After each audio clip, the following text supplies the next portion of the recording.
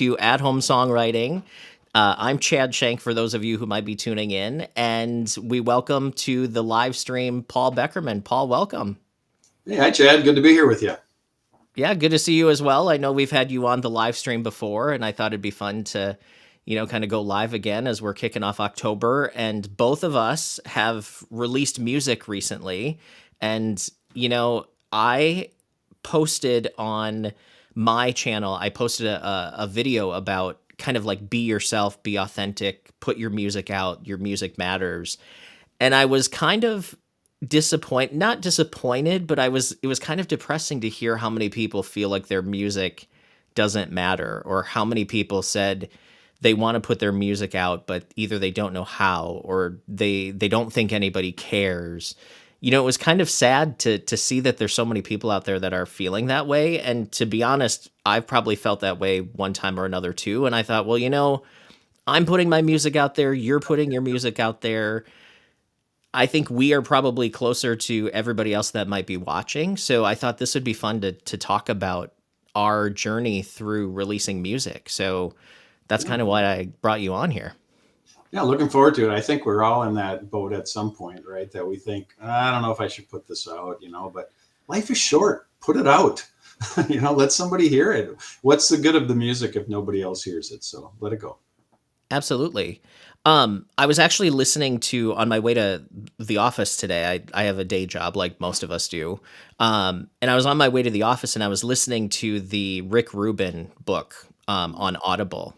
And Rick was talking about like we don't make art to like not release it, right? Like we don't make art to hold on to it. So art is meant to be shared.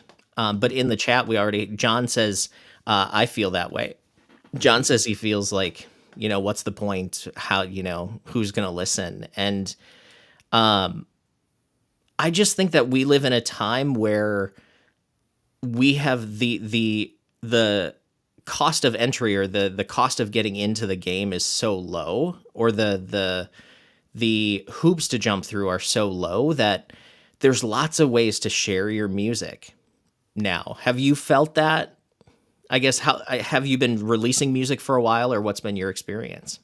Yeah, for sure. And not only just the releasing aspect of it, but the capturing of it, right? The recording, the producing. You used to have to go to a professional studio, and now you can do it, for a few $1,000 in your basement. And it's liberating, really, because you get to make those choices. You're not under that time constraint, knowing that every hour is going to be another, $100 or $200 in the studio. And it's the production, it's the creation.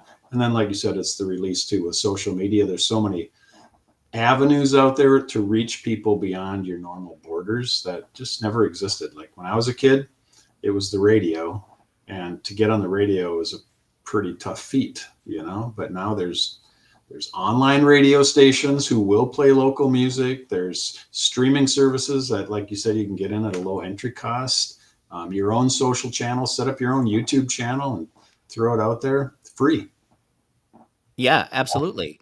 So if someone came to you and said, I just feel like my music doesn't matter, I don't know how to do this. Like, it's like, what's the point? What's your response to that? Well, I encourage people to do it for sure. And there have been a number of folks that I've just said, come on over to my basement. Let's record something. Let's put something down. That's a great song. It should be captured. And I think sometimes that demystifies the experience for folks, because it seems like this huge mystical kind of thing, recording music. But when you get right down to it, it's, did you write a good song? Perform it. Let's capture it, share it.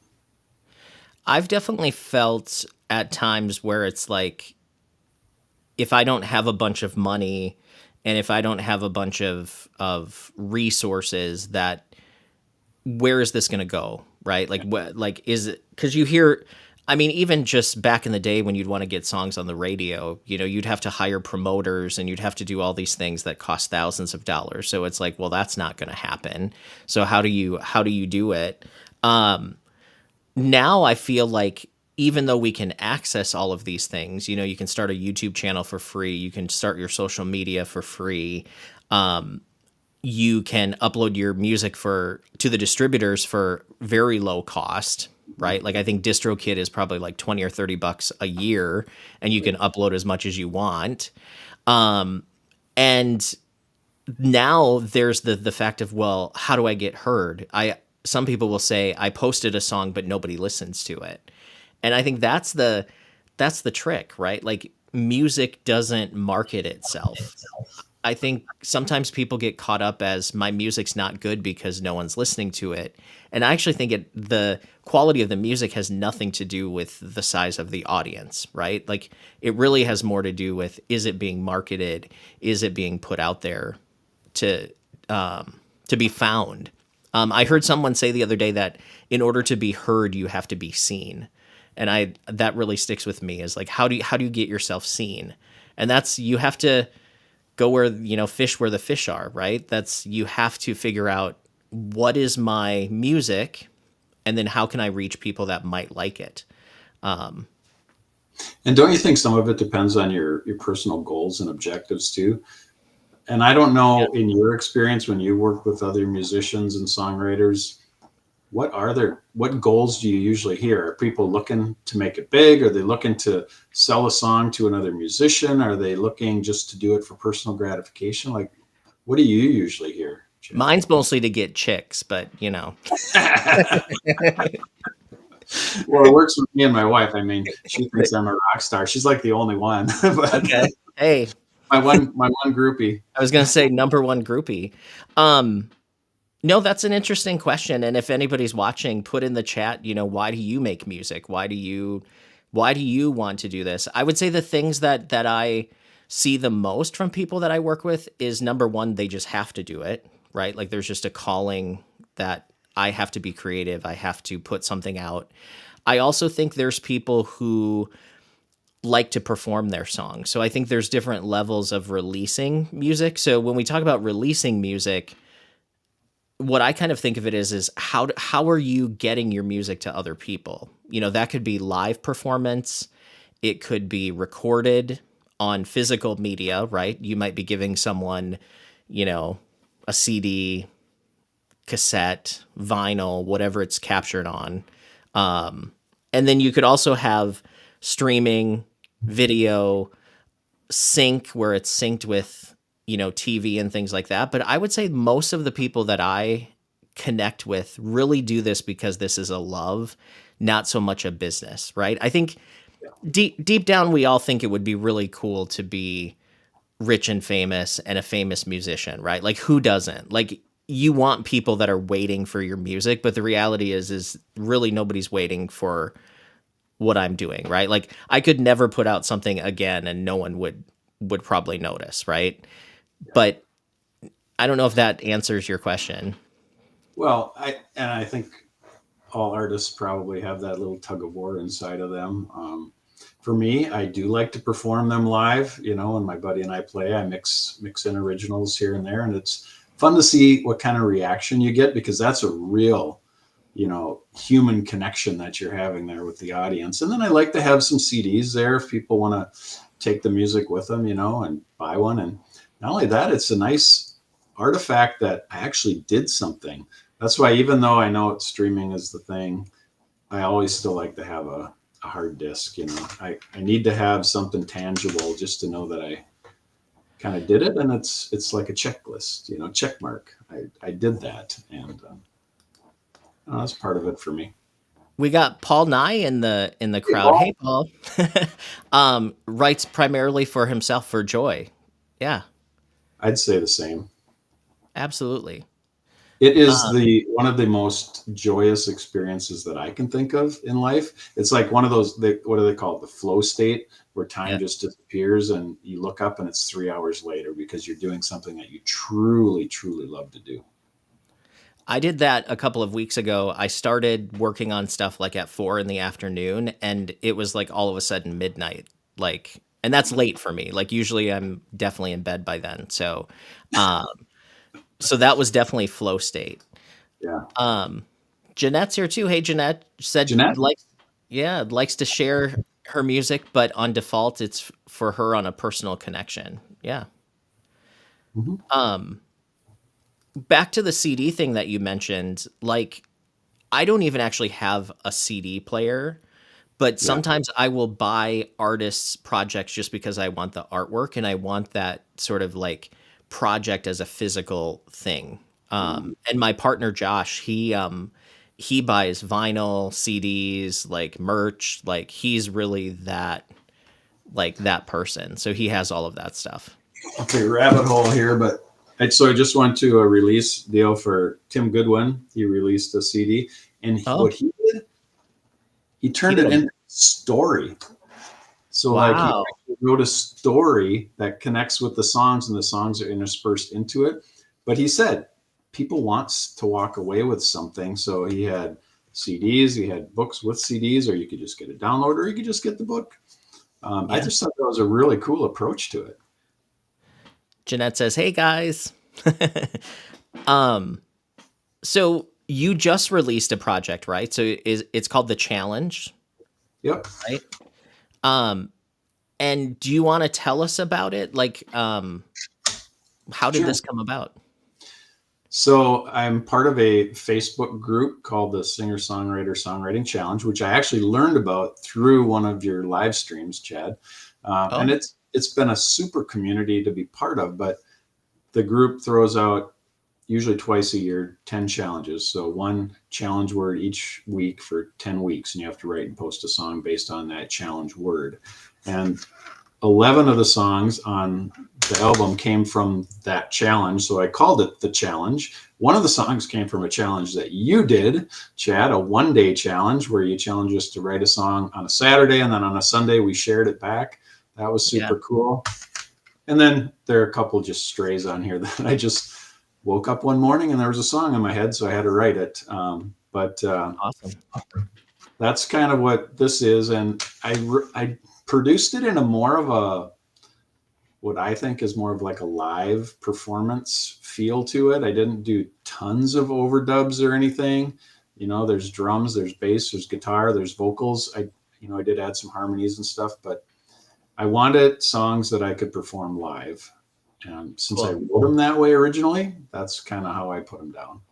So what was that process for you? What was different than other projects?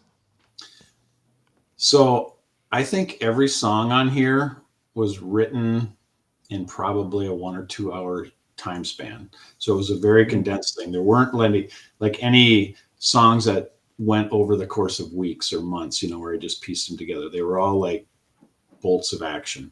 So that gave it some kind of a unity.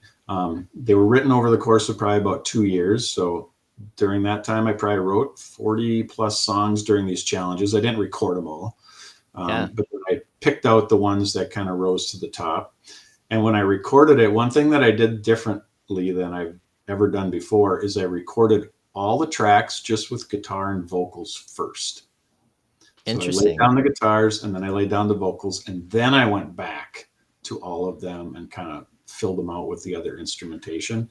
So it kind of started with the singer songwriter feel, and then I built upon that.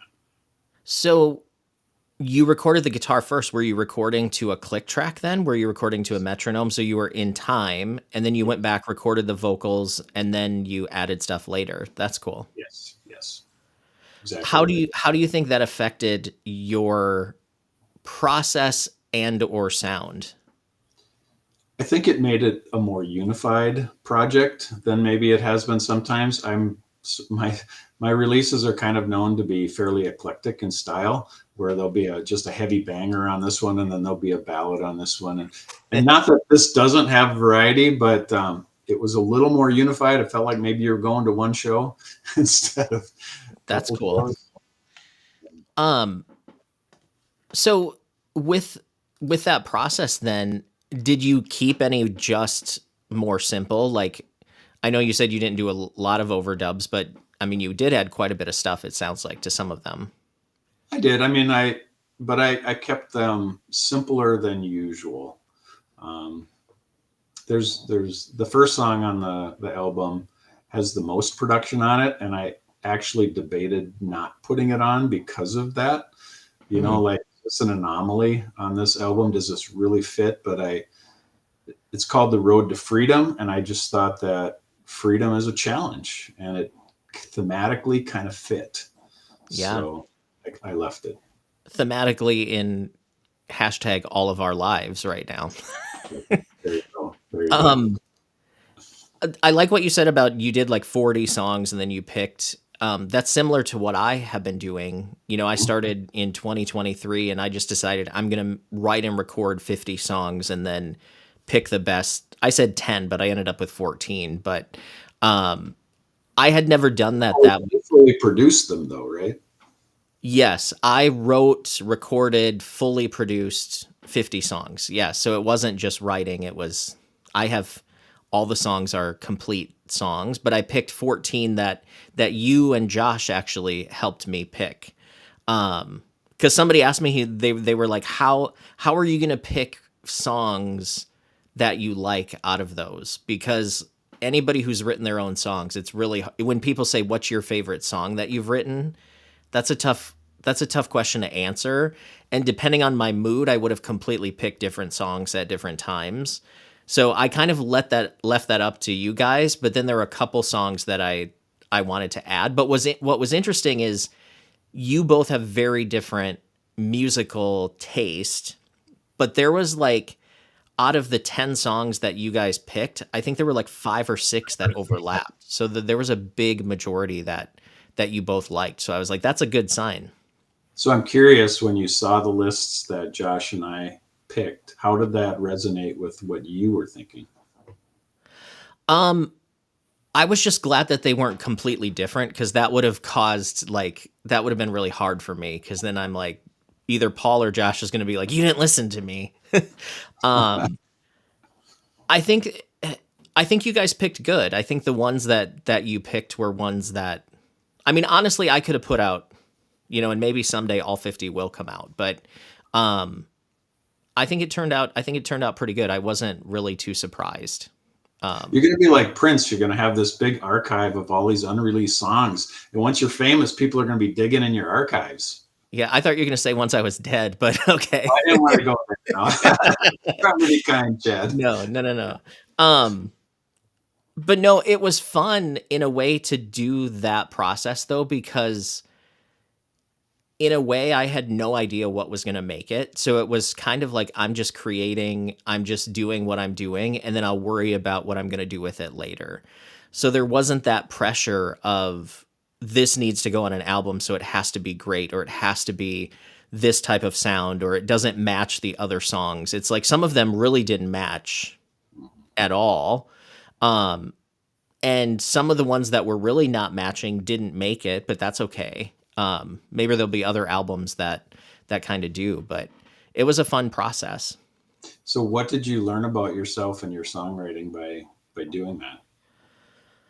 Um, I think for me, it was interesting to see that over the 2 years, there were periods of styles that changed. Not only from what I was writing about, but also the sound itself. Like I feel like there were a few different evolutions or a few different phases that I went through, and it really felt like a time capsule that was in like evolution, right? Like it was something that was evolving as it went on. Mm-hmm. Um, and I also just think that it. I think I just learned how to write. I don't know. I think writing 50 songs and doing that, I think you just naturally get better, right? Like I think you just kind of get better doing it. Did you find that you discovered a certain part of the process that you then repeated after you discovered it? Um, Not really. I mean, my process is kind of the same a lot of the time. Um, so I didn't necessarily discover anything in that respect. But I think I just got more practice at it. Sure. Uh, Jeanette said her favorite tracks from my album are Staring at the Ceiling and Places I'm Not Supposed to Look. That's cool. Nice. Awesome. Thanks, Jeanette. Trying to remember if those were any of the ones I picked. They might have been. I know those are two that Josh picked, but I don't know if you had picked those. Staring at the Ceiling was actually the 50th song. That was the last song that I Okay. did. And Places I'm Not Supposed to Look was early in the process. It was interesting too because I had no idea what you guys were going to pick. You know what I mean? Like Right. I had no idea.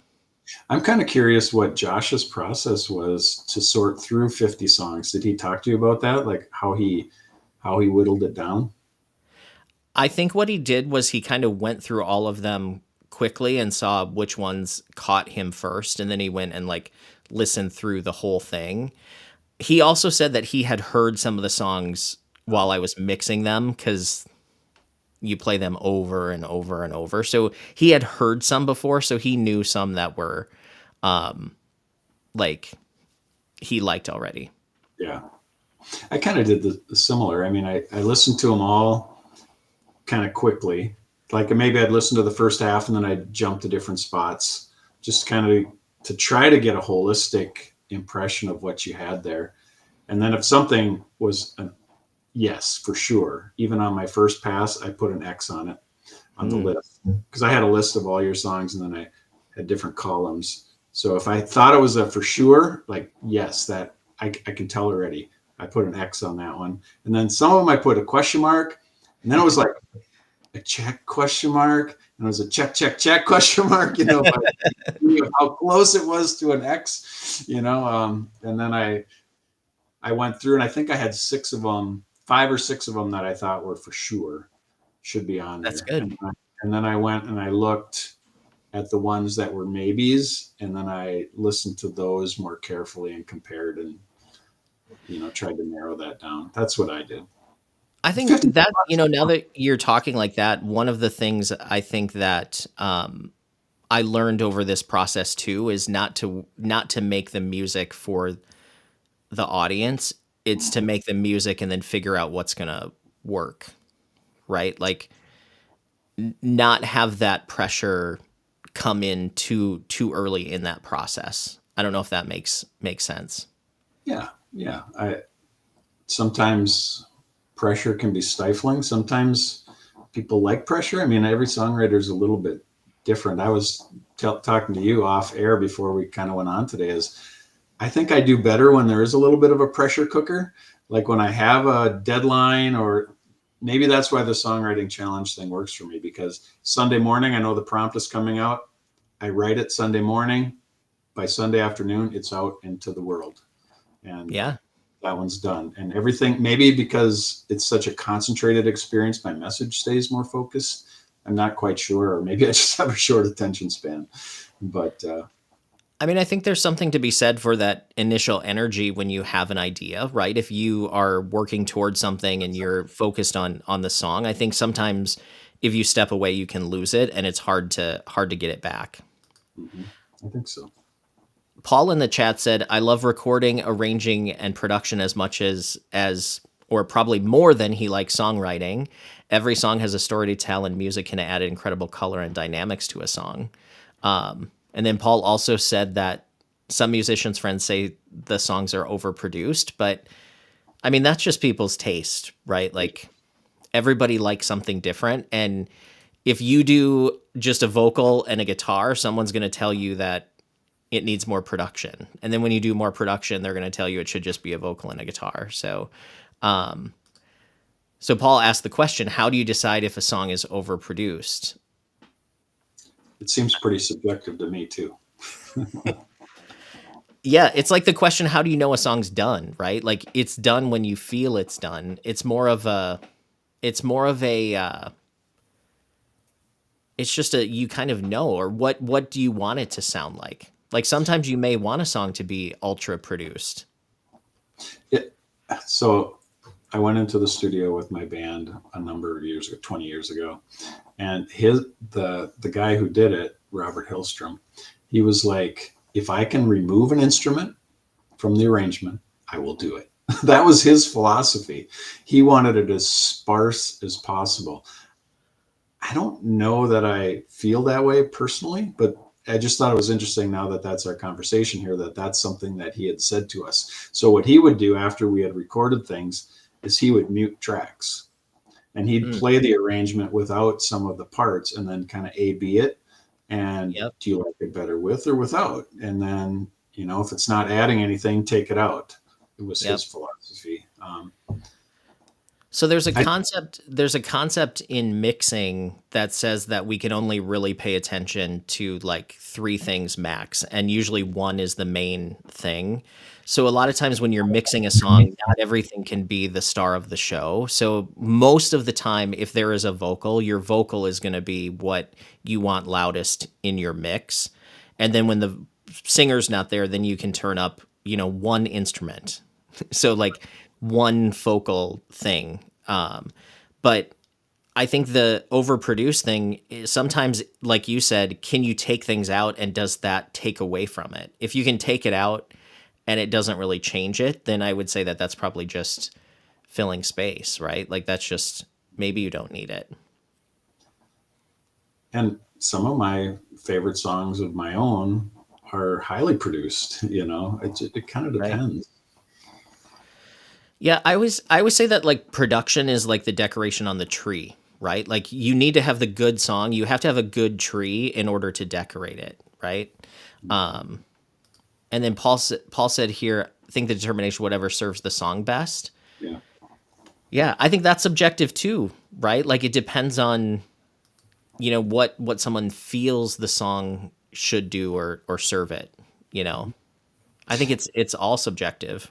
and I admit I have had songs that I have added and added and added and added and added, and it just didn't.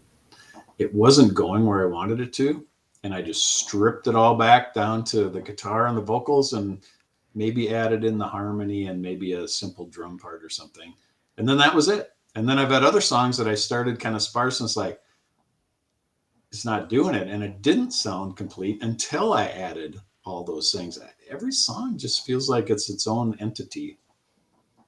I've definitely had songs where they start with a lot of parts and they start with a lot of production. And then I have dropped things out and I'm like, ooh, it sounds really cool, more sparse.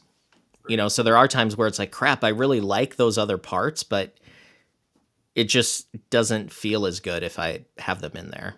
So, I do agree with you, though. I mean, kind of goes back to the quality of the song. And what's the saying? You should be able to play it around the campfire on a guitar, and if you can strip it down to the basic, and it still catches people, then you have a good song. I don't know if that resonates always, but I like it.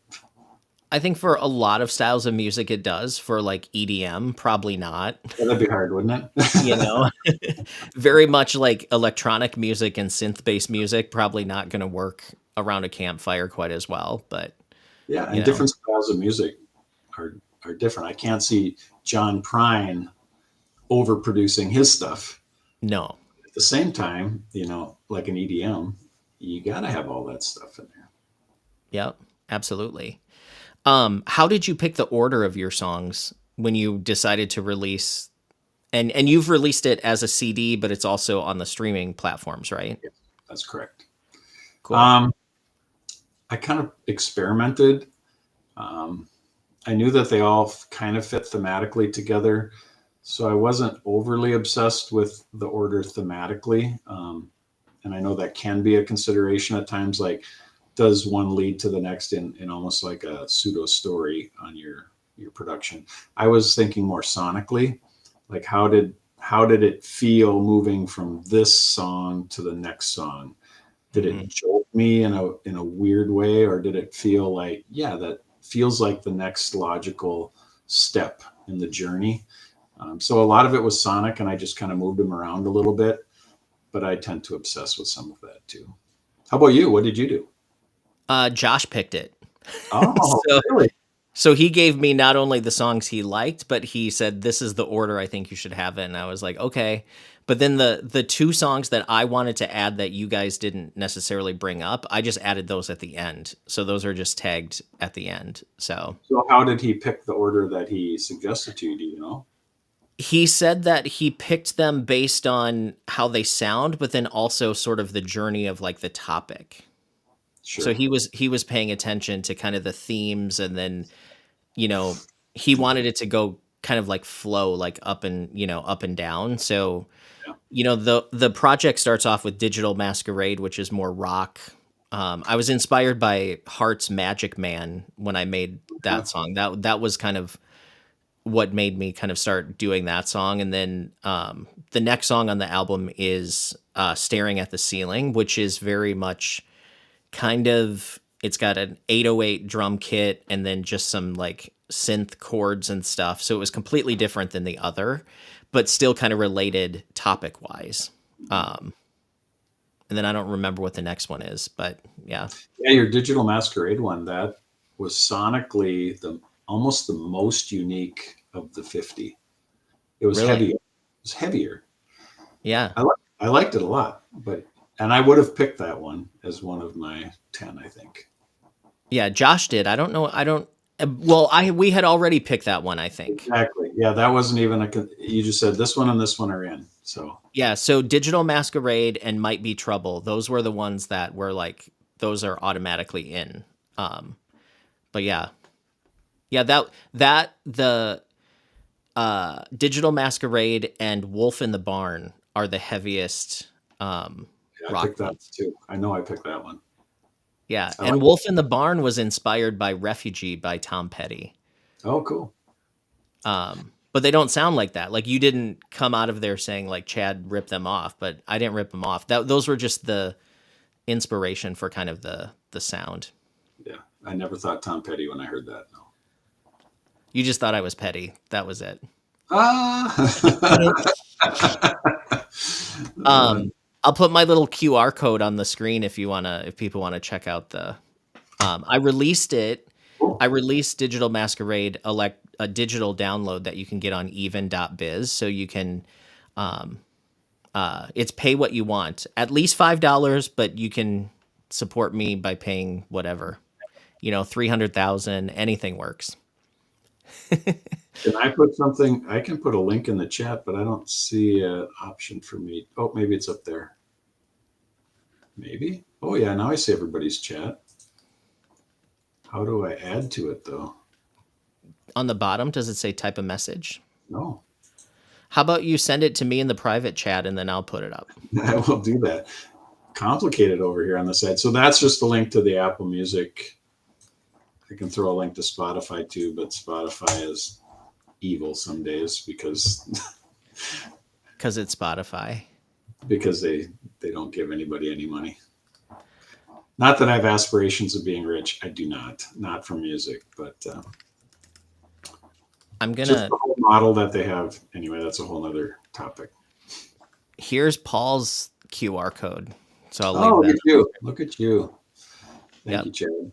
Or just search for Paul Beckermann with Yeah, two N's. Um, uh, the challenge. great. Um, but no, so I have released Might Be Trouble as a single so far, streaming.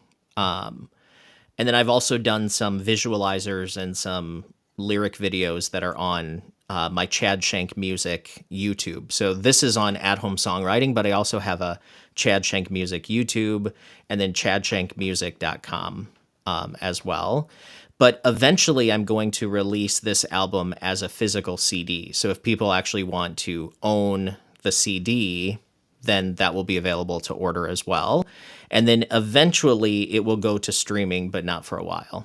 So, You should talk about your videos a little bit. Those were really cool. They were fun to watch. yeah. So I am. So basically, I've been playing with AI video. And it's funny to hear me say AI because I'm against using AI to do music, right? Like, I just don't think if you're using Suno to finish your songs, like I think you're taking the easy way out. Which somebody will say that I'm doing that with video too, like whatever. But I'm not calling myself a videographer, right? I'm just using video as the vehicle for my music. But I've been experimenting with a platform called Runway, and they have this Runway Gen 4. And I've made some of these visualizers and videos. And what's funny about it is my whole album is Digital Masquerade, which the whole concept is kind of about like who are we when we're online, and like how like effed up is kind of our society with online stuff anyway, right? So I made a few like AI videos of the songs, and some of them are really funny because there's a lot of AI mistakes. Like there's hallucinations, there's weird people, my face is weird, it lip syncs weird, like, but that's part of like, I'm like, that's perfect for what I'm trying to get across. But you won't hear me say like, this is my video, I make videos, right? Like I just use it. But I will tell you that it has taken like 12 to 16 hours on some of these videos to do it. So it is not the equivalent of Suno where someone says, set my lyric to music, right? Like it is not the same thing. And I'm not trying to be a videographer. I'm just doing it for fun. So, And it's another way to get your music exposed, right? Because oh yeah. some people will not listen unless they have that visual to go with it. And it's another way to reach another section of audience that you might not have gotten to otherwise. I think it's fine. Yeah. I have a new video for Digital Masquerade that's coming out October 20th, so a week from Monday, and then that the single is going to be coming out on Spotify or streaming. I say Spotify, but It's it's a good all song. one. It's a good song. Thanks. Paul asked a question that I want to come back to. See, he said, "Have either of you recorded the same song, melody, lyrics, and music?" As my chair drops, in different styles, like full production. I have. Have you done that, Paul? I have, I don't know if different styles is really the right way to describe it, but I have done stripped down versions and fully produced versions. I've done that.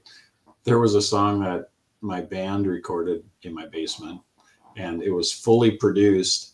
And then I stripped it back just to keyboards and vocals, and I kind of like that one better. So I have done that kind of a thing. So you've done totally different styles, Chad? Yeah. Well, didn't you hear on my album there was the song Oh yeah.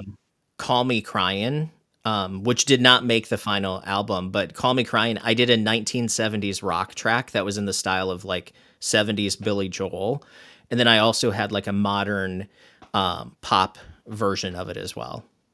I do remember that. I was actually surprised that neither of you liked that one. Because We I didn't did, but like it, but you're talking top 20% here, I so know, I know. rise to the very top. See, that's what's funny is I would have probably picked one of those, but yeah. Jeanette said she started tacking or stacking too much in the beginning of her production, but started stripping down too. And she said that's a good way to contrast the song. Absolutely. Not only can you contrast song to song, but you could have your verses might be sparse, your chorus might be more busy, more produced. Jeanette says she liked Wolf in the Barn as well, my song. That whole song is a metaphor. I actually wrote it right after the election. So that's what the Wolf in the Barn is about. I caught that. But no, it was fun to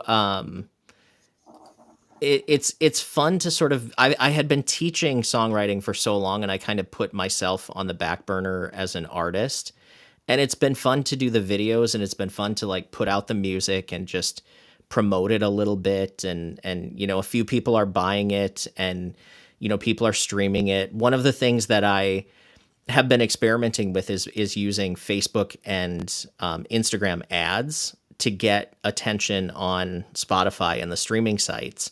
And I went from about, in the last 2 months, I have gone from 28 monthly listeners to today I'm up to about 2,200 monthly listeners on Spotify. And that cost me about $2,500. So it's like $1 a listener. So if that tells you, so if you're wondering how do these people get listens, and I'm not saying that you're buying listens, you're buying ads that play a clip of the song to people that could potentially like it. Then they go to a landing page, and then they go to the streaming site. So not only do they have to click your ad, They have to go to the landing page and they have to go to Spotify or the streaming site. So it's not buying your way onto playlists. It's not buying streams. It's legit people that have to put some effort into it. And the key is the music has to be good and it has to hit the people that might like it. So, and what's interesting is lots of people are replaying my songs. So not only do I get a stream, but I'm also have people that are putting it on playlists. Spotify is putting it on playlists, and it's getting like organic growth after my ads. So, I put in a couple $1,000s. Not everybody has that, but I figured it's investing in myself and it's sort of acting as my own label. But there's some people who put in $100 here or there and run ads and they get more attention. So it's one of those things where in the whole flow of so many people putting out music that you sort of have to figure out a way, how do I put a little flag on my music so people can find it, right? And you can either do it through time. All of us have time and money, right? So if you don't have money, it's just going to take more time because you're going to have to go on social media and you're going to have to, post and promote and do all that stuff. Or if you do have money, you don't need as much time because you can buy the ads, which does the work for you. But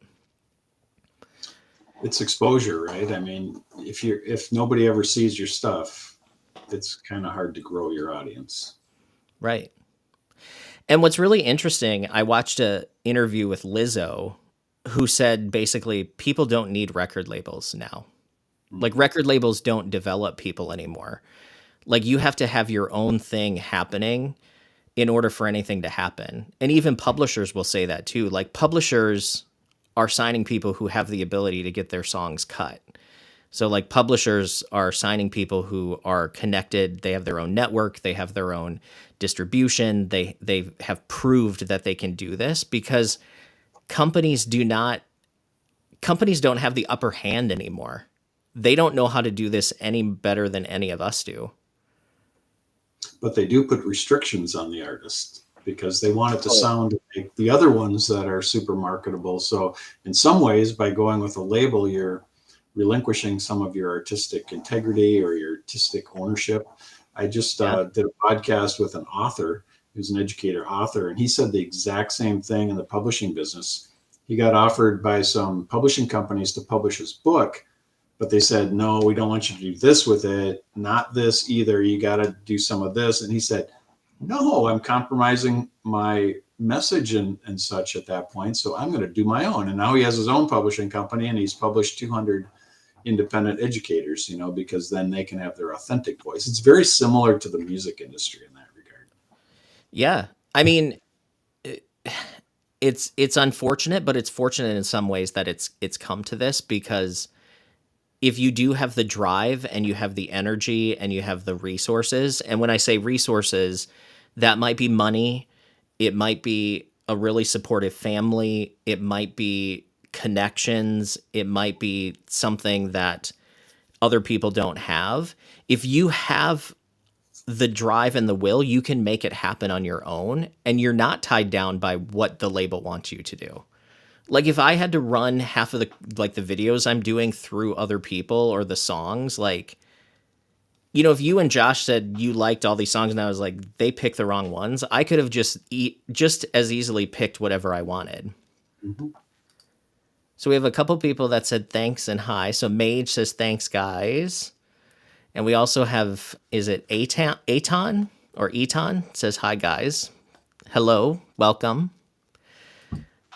But no, it kind of, and the other thing too is labels now are more of a connector to other people that can help you, right? Labels have an arsenal of people that are really good at what they do. And then labels are kind of like a bank where they give you money to make it happen. Whereas like if you believe in your music enough, just get a loan, and you probably have better terms getting a loan from a bank than you do doing a record deal, right? Like at least if you get a loan from a bank, you can get 100% of whatever you sell. Whereas if you get a loan from a record label, you get like what, 5 to 10%, and then you don't get anything else unless you pay back everything they've already invested. So, yeah. You pronounced it correctly, Chad. Awesome. 10 points for me. Bonus. Yeah, But I think what you're getting with the label is you're getting the power of all their connections, right? You're getting connections to radio stations. They can put pressure on to get your music played on the radio. You perhaps get to open for a larger act on a tour, because they can connect you with their other clients. And definitely it's giving you that. But again, it goes back to the earlier question, what's your intent? What's your goal? What do you want out of this? Do you want artistic freedom? Do you want exposure? What do you want? I think what a lot of people want is artistic freedom and time to make more music, right? I don't know if there's people, and I say this because look at all the documentaries we see where people are like they are the ultra successful musicians, ultra successful songwriters, and a lot of them have gone through lots of crap, right? Like people have screwed them over, they've been stuck in bad deals, they've gone through, and I mean this happens to everybody, right? Like this could happen to anybody, addiction, bad situations, but I think fame and what some of us maybe like at one point in my life I probably said I would have wanted that, but when it comes down to it, what I really want is not to have a day job and just be able to make music all day. But what I need there is just money, right? Or either really cut my expenses or really have another source of income, right? Do you know what I'm saying? Where like I can deal without the fame and all of that stuff, because most famous people really get sick of the fame part of it. Right. Although I will say it is nice to have people listen to your music and give you feedback on your music, because without that, it feels like this private echo chamber, where is what I'm doing actually connecting with anyone? So I Yes. do think that's an important piece. And that's partly why I perform my songs live. I love this, the singer-songwriter production thing they do down in Northfield at the Grand down there, where there's four of us on stage and we each take turns playing three songs. It's Yeah. not really open mic because you're invited to be there, but it's a listening room and people want to hear your music and you have a chance to communicate the art and the message of what you're saying. So that's really important to me. That's way more important to me than selling CDs. Awesome. So in that, it's kind of like a songwriter in the round, right? Like it's kind of Very like, much. Yeah, yeah, it is. that's cool. And that's in Northfield, Minnesota, for those of you who are not local. And there's quite a few of those around. I know the Astor on Wednesday nights has singer songwriter in the round kind of things, and there are Yeah. venues for people to get their original music out there. They may not pay you anything, but you get exposure. You get a chance to have community with other artists, which is huge. Having that network of people that have similar interests. I think for me, it's really just cool to have people that actually listen in some way or another, right? Like one time I logged into my Spotify for artists page and it said one person is listening right now. And I was like, that's pretty cool because that one person isn't me. You know what I mean? Like, Look at the world map and it shows you where the hits come from. It's like somebody in Taiwan just listened to me. It's like, yeah. I'm curious to know, who is Yeah, that? like how did you find me, or how did you like what is that? Yeah. And that's really been interesting with learning about running ads and stuff, is there's different tiers of Spotify, like countries. So certain countries are tier 1, some are like tier 2, and Spotify doesn't pay the same amount depending on where the stream comes from. I don't know if you knew that. It's not an equal thing. So like streams in the United States get paid more than like streams from like Brazil or like other countries. So like they have this whole formula on how they determine these things. It's not just if you get a stream you get paid, and on Spotify you have to get at least 1,000 streams on a song before they actually pay you for it. And then not very much. And then it's like 0.003 cents per song or whatever. Yeah. It's more about exposure and having your music out than anything, I think, in those kinds of Hmm. platforms. I think I just heard that of all the platforms like that, Apple is the one that's paying the most right now. I think that's true. I've heard that. Apple and Tidal, I think, pay the most to artists. I think the lowest is YouTube, actually. Mm. But I just saw a report, which is really interesting because people have said that TikTok is where people discover music. And actually, YouTube is beating TikTok on discoverability. And people said that, or this survey, they surveyed 10,000 music fans. And based on what they found in the survey, they said that people who discover music on YouTube are like 52% more likely to become an actual fan of the music, whereas if someone hears it on TikTok, it's like a stream, but it doesn't become a fan. So the quality of listen on YouTube is better. And what's interesting is YouTube actually has more customers or more viewers than Netflix does.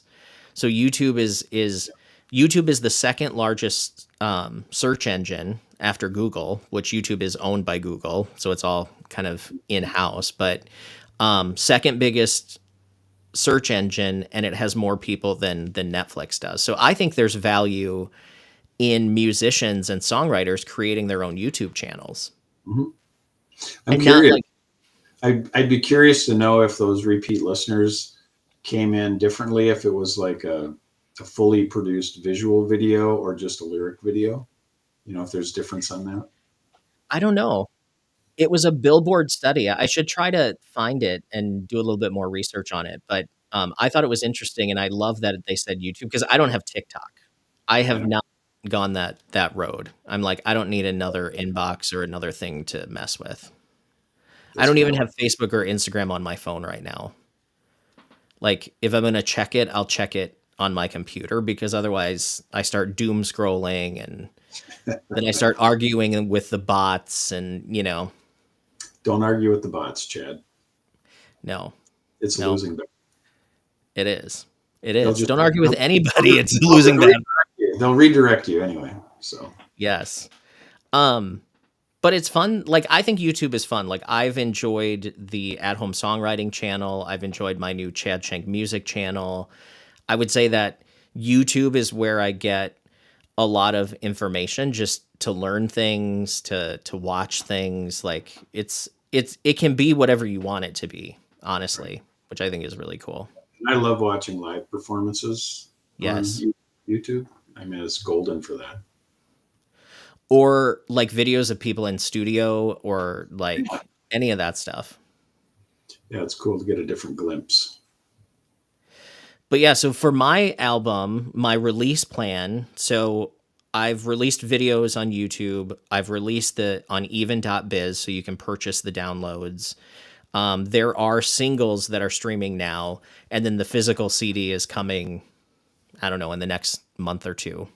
So that's kind of my plan, but that's the level of strategy that I have, right? Like some people, they're like, I'm going to do this on this date, and then I'm going to do this, and then there's going to be a YouTube video this day, and then I'm just kind of like, oh, this is really cool. I'm going to put it out today. Like I didn't know I was going to release my music last Friday, but I was like, it's done. I have it.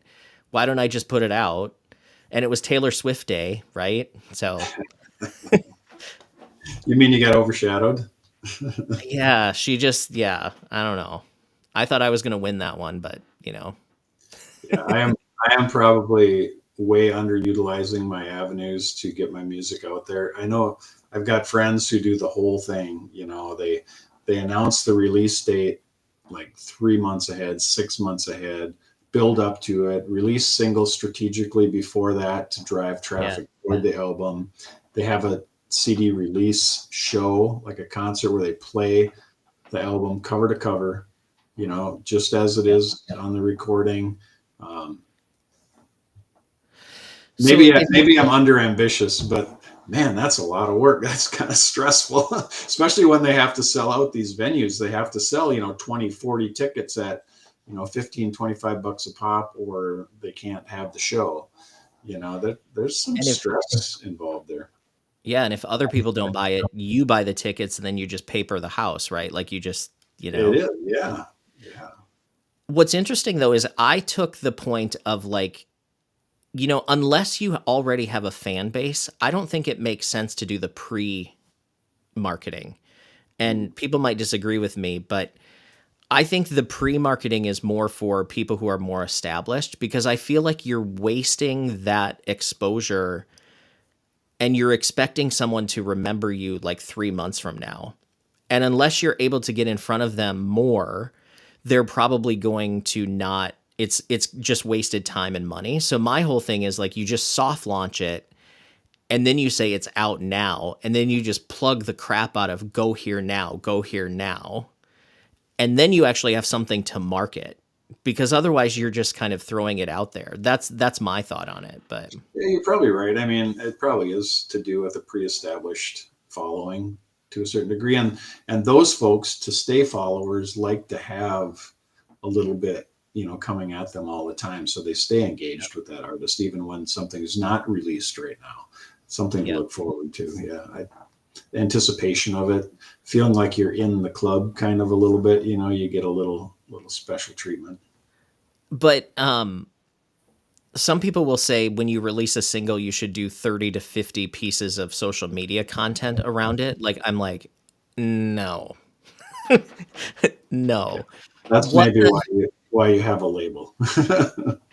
yeah, that's like why I'm just buying ads because I'm not going to do 30 to 50 pieces of content to put out there. You know what I mean? Because, And again, I think it goes back to that same question. Why are you doing it? For me, it's not that. That would take the joy out of it for me if I had to yeah, overmarket. The marketing is not fun for me. The creating, the performing, the music, that's fun for me.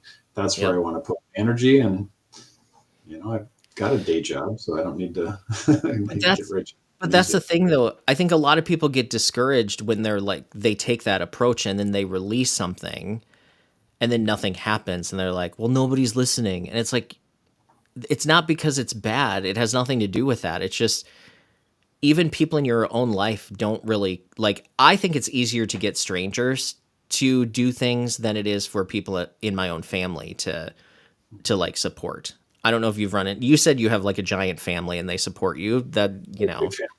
Well, yeah, they get free CDs, so yeah. Yeah. See, my family would be like that too. Like, give us a CD. And it's like, they don't just plop out of the sky. Like, I do have to pay for that. it's a cheap Christmas present. There you go. There you go. No, but Um, I'll sell them at shows. That's or somebody will message me, can I get a CD? And then they'll Venmo me, $15 or whatever, and I'll send it to them. so coming up on this channel on At Home Songwriting, on October 17th, I have an interview with a singer-songwriter from London by the name of Joseph Bell. And Joseph, I actually discovered through an ad that popped up on Instagram. His videos kept popping up in his ad for his album, and I actually liked a lot of his songs. And I'm like, I'm just gonna reach out to him and see if he wants to be on the channel. So I had a really good conversation with him. So that'll be coming up.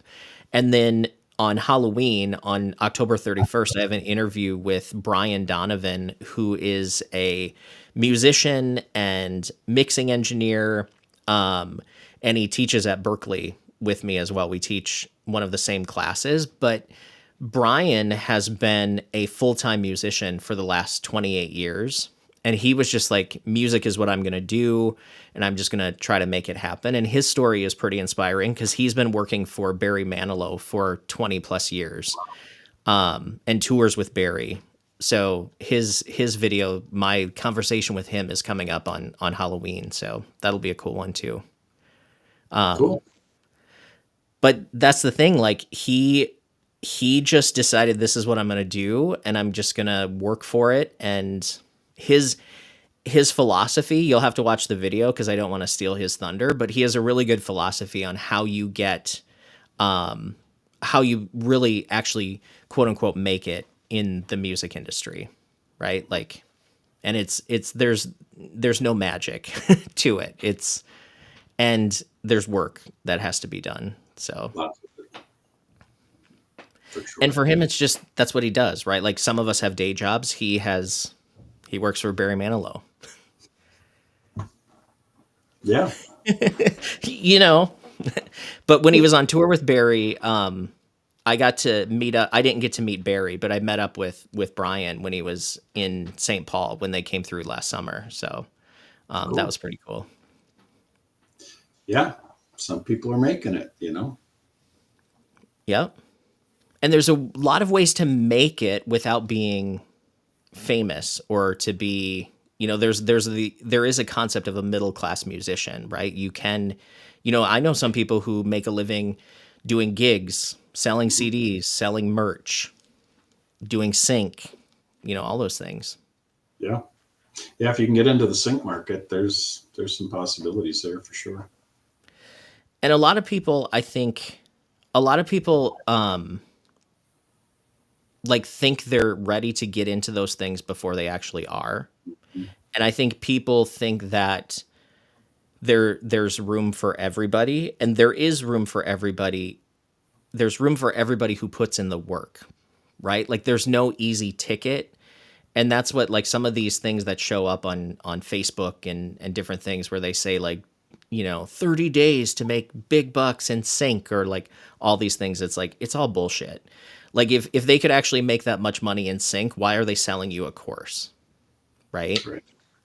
But nothing worth doing is easy. And the music industry is a people business, right? So if you don't have the connections, you're not going to get the work. The people has to come before the business, and I think your reputation has to come before the business sides. And that starts with writing the best songs you can, being the nicest person you can be, performing the best that you can perform. And I think those are the things that bring you the most joy, right? Like clean your house before you have people come over, kind of a thing. I'll clean my house before you come over, Chad. Yeah, I've never been to your house, so you've been to We have, mine. I don't know what's going on. I know. We got to change that. Awesome.